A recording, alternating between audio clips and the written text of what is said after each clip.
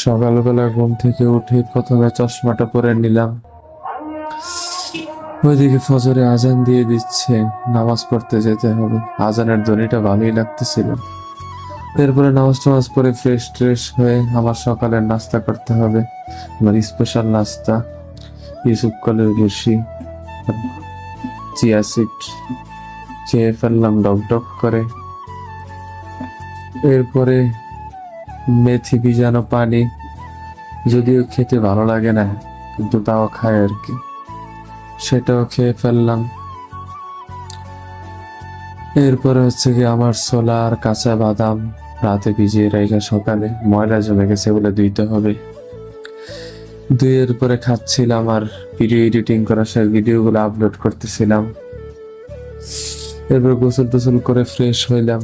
Fresh হয়ে বসে আজকে মাথাটা শ্যাম্পু করছি, একটু তেল লাগাইলে ভালো হতো। তো একটু তেল লাগানো শুরু করলাম। যে ডলা দিতেছি চুল টুল সব উঠে চলে আসতেছে। তারপরে ভাবলাম একটু দাড়িটাও একটু একটু একটু আছে, একটু ডলা দিয়ে নেই দাড়িটায়।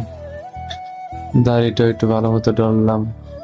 এরপর আমার রেক্সোনা একটু দিলাম। এরপর আবার ঘুমিয়ে যাওয়ার জন্য প্রস্তুতি নিলাম।